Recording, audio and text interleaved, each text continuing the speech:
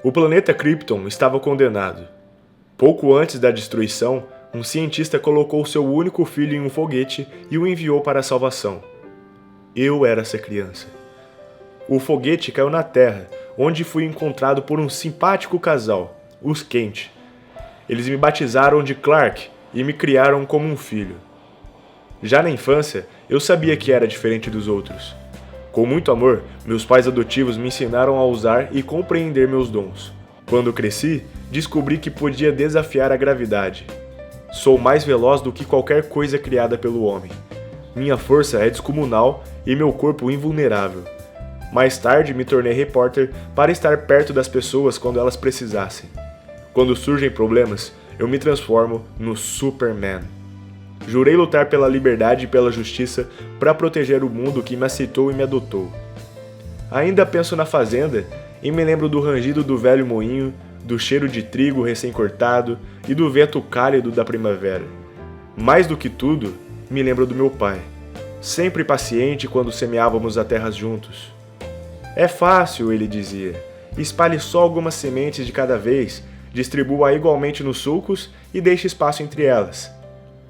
Meu pai sabia que nem todas vingariam, mas queria dar a cada uma a chance de crescer. Ele costumava dizer o mesmo das pessoas, que algumas floresciam sem problemas, outras precisavam de um cuidado extra. Parece que, nessa época do ano, eu ouço a voz do meu pai mais claramente. O inverno está chegando, um novo ano vem aí. Famílias e amigos se reúnem para reforçar vínculos e recordar os ausentes. Crianças murmuram seus pedidos e a fé, em suas infinitas formas, traz alegria a todos os corações. É uma época em que as pessoas tendem a agir com compaixão e bondade, e talvez por um breve momento vejam no próximo uma alma amiga. A boa vontade que enseja as comemorações dessa época sempre me entusiasmou. Ela desperta em mim o desejo de participar também. A árvore é um gesto singelo, meio engraçado e antiquado, mas eu faço isso há anos. Acho que ninguém aprecia esse momento mais do que eu. Eu coloco a árvore e a multidão aplaude. No fundo, volto a ser criança. Com um turbilhão de luzes e cores, o Natal começa oficialmente. Todos querem que eu fale alguma coisa, mas já fiquei aqui tempo demais.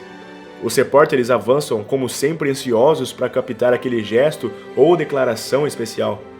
Como jornalista, eu entendo suas atitudes, mas há assuntos mais importantes que exigem a minha atenção. De repente, ouço um som diferente, quase abafado pelo clamor da multidão.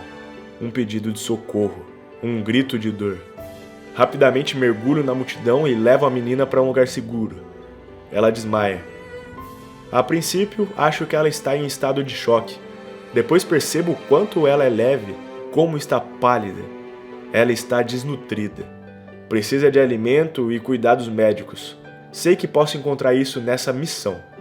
A doutora Rebecca Mason é uma amiga que passou a maior parte da vida trabalhando com os sem-teto.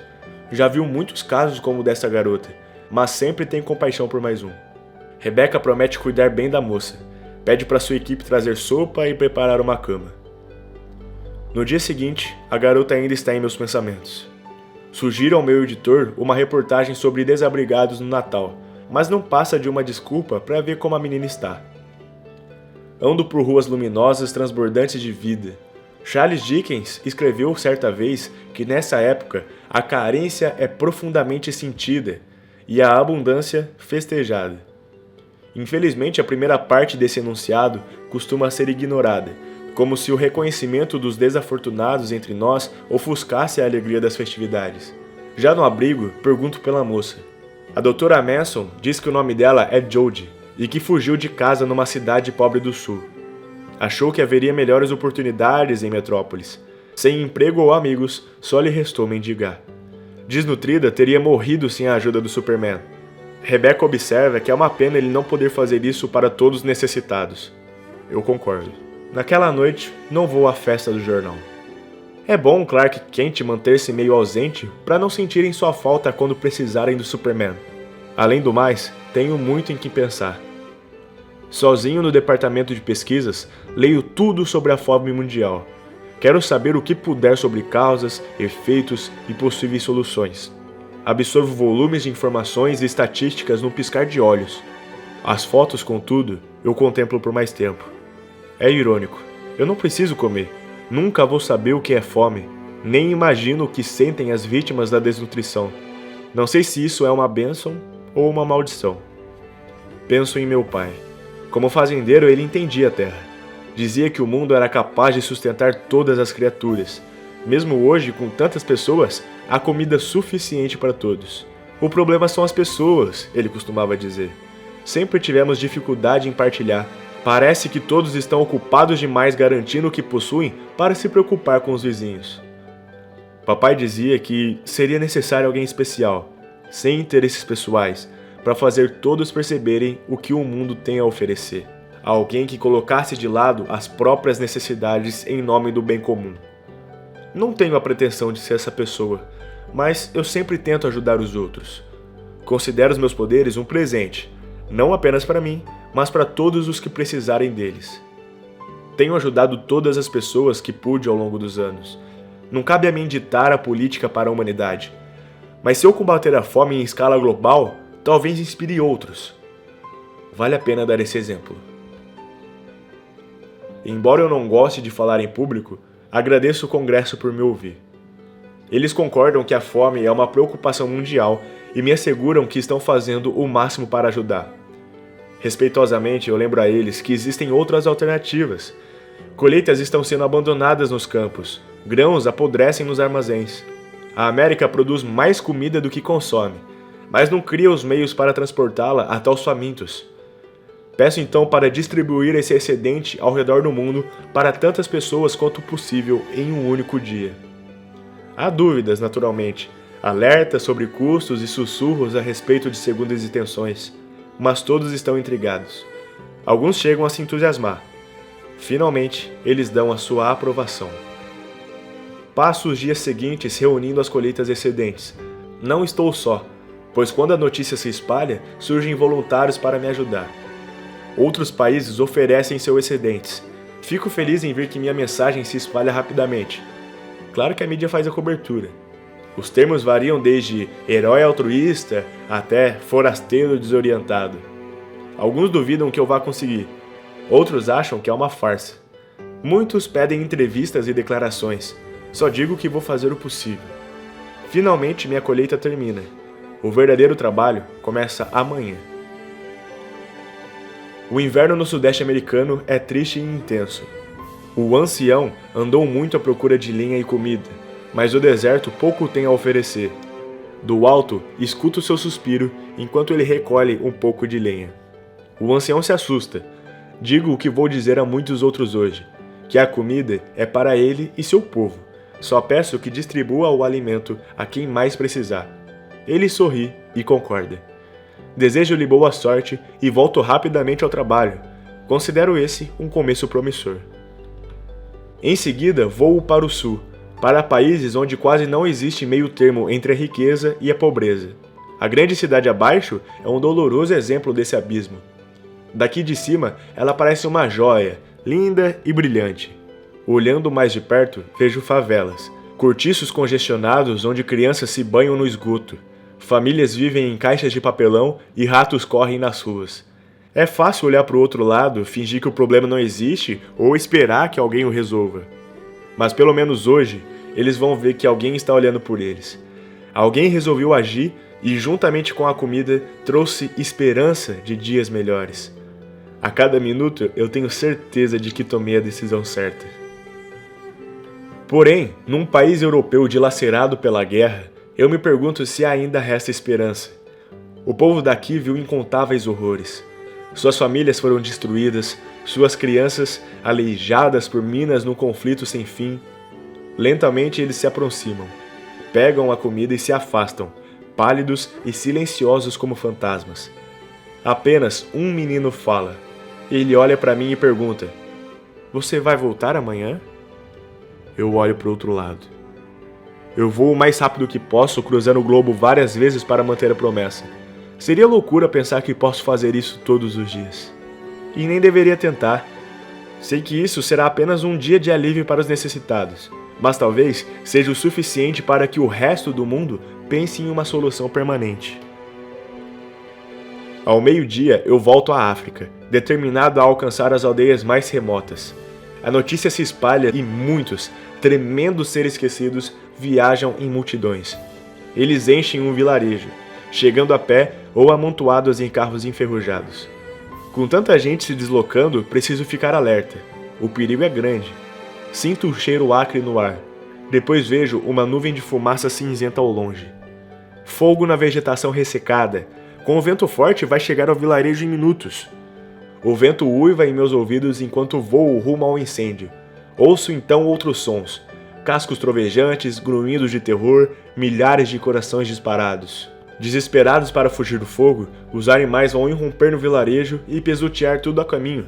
Não vou permitir isso. A trincheira assusta os animais e faz com que muitos mudem de direção.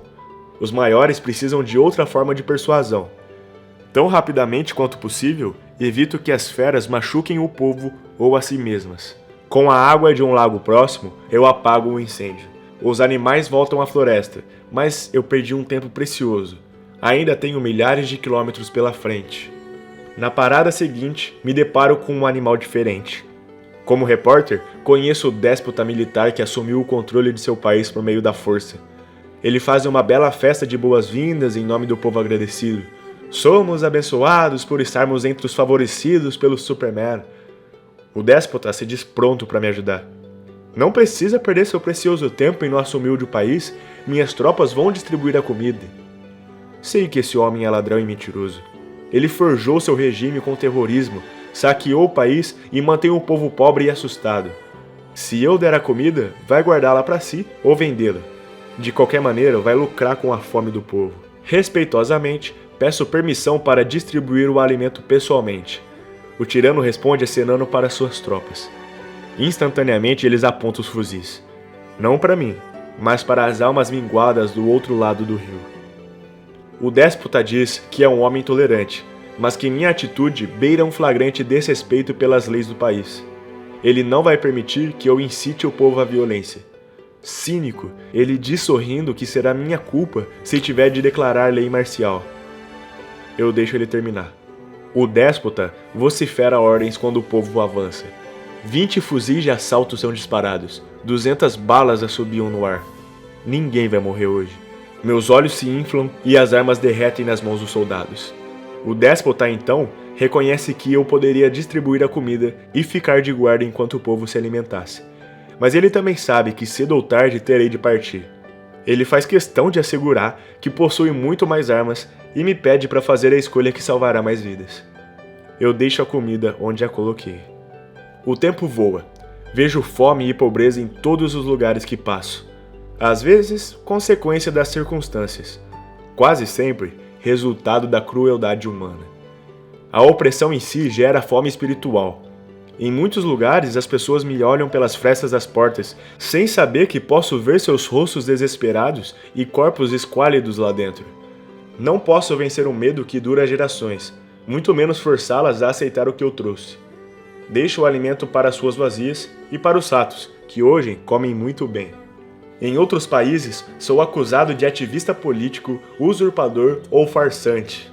Não me querem, apesar do que trago ou a quem isso poderia ajudar. As pedras que jogam ricocheteiam ou se esfarelam em mim. Todas, porém, machucam. Tento inutilmente manter a ordem quando um mar de mãos luta para me alcançar. Mal sinto o toque das mãos que me assediam. Ouço a respiração ofegante, a batida frenética de cada coração. Nunca tive a intenção de transformar seres humanos em uma turba irracional. Procuro empurrá-los gentilmente, mas a multidão continua avançando sobre mim como uma onda viva. Se eu ficar aqui, vão arrancar pedaços um dos outros para pegar a comida. Uma retirada rápida é a melhor solução. Os famintos nem percebem que fui embora. É tarde. Quanto mais eu vejo, mais sinto que estou apenas começando. O governo de um país que precisa muito de mim não permite que eu pouse. Eu insisto mesmo quando os governantes declaram que o bem-estar do povo não é da minha conta. Além disso, avisam que minha invasão de seu espaço aéreo constitui um ato de guerra. Eu ouço o míssil antes de vê-lo. Com o peso que carrego, é impossível me esquivar. Há um clarão de calor, um estrondo, e sinto a fúria de uma tempestade me esfaqueando. Depois vem uma outra sensação, o cheiro ácido do veneno. Reajo instintivamente, criando um vórtice que dissipa o gás antes que se espalhe. Os soldados sabiam que a explosão e o veneno não me matariam. Não era essa a intenção deles. Temerosos de uma influência externa e determinados a manter o povo dependente, os governantes do país fizeram a única coisa que podiam para me deter. Envenenaram o alimento. Tóxico e calcinado, ele escorre pelos meus dedos.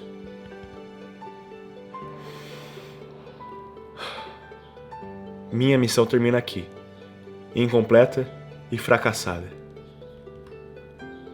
Horas depois, ainda vejo os grãos arruinados em minhas mãos. Estou sozinho no meu apartamento, mas é impossível me desligar do resto do mundo. Ouço as vozes daqueles que ajudei me agradecendo por tentar. Vejo manchetes comentando os efeitos, bons e maus, da minha missão. Mais do que tudo, sinto a decepção de milhões que ainda olham para o céu, mesmo sabendo que eu não vou chegar. Será que achei mesmo que daria certo? Sabendo o que sei da natureza humana, por que eu acreditaria que todos aceitariam de boa vontade o que eu tinha para oferecer? Talvez eu não estivesse dando o presente certo. O ar frio da noite enche meus pulmões e clareia minha mente. Todos os jornais e redes de TV pedem uma declaração do Superman. É hora de dizer alguma coisa. Para surpresa de todos, Clark Kent consegue a entrevista. Como todos sabem, sempre procurei ajudar os necessitados. Muitas vezes pensei em tomar atitudes mais radicais para ajudar o mundo, mas percebi que isso poderia ser desastroso. Tentei aliviar a fome do mundo, mas encontrei uma pobreza lancinante, não somente nas favelas e terras áridas, como também nas almas de homens egoístas. Vejo agora que assumir essa responsabilidade foi ambicioso demais para um homem, mesmo para o Superman. O bem-estar da Terra e de todo o seu povo será sempre minha maior preocupação. Mas, se houver uma solução para o problema da fome, ela deverá vir do coração do homem para o seu próximo. Como dizia um velho ditado, se você dá um peixe a alguém, ele come por um dia. Se você ensina a pescar, ele tem o alimento para a vida inteira. Essa simples mensagem pede para que o homem evolua com sabedoria, ajude os necessitados e inspire outros a fazer o mesmo. Este é o maior desafio e mais precioso da vida. Peço a todos que compartilhem o que tiverem com aqueles que precisam, seu conhecimento, seu tempo, sua generosidade, especialmente com os jovens, pois neles está o nosso futuro e toda a esperança de uma verdadeira paz na Terra. Então, quando volto a sentir o vento cálido da primavera, sigo o meu próprio conselho. Pacientemente, ensino aos outros como espalhar só algumas sementes de cada vez, deixando o espaço suficiente entre elas. Explico a eles que nem todas vingarão, mas que todas merecem a chance de crescer. So superhero.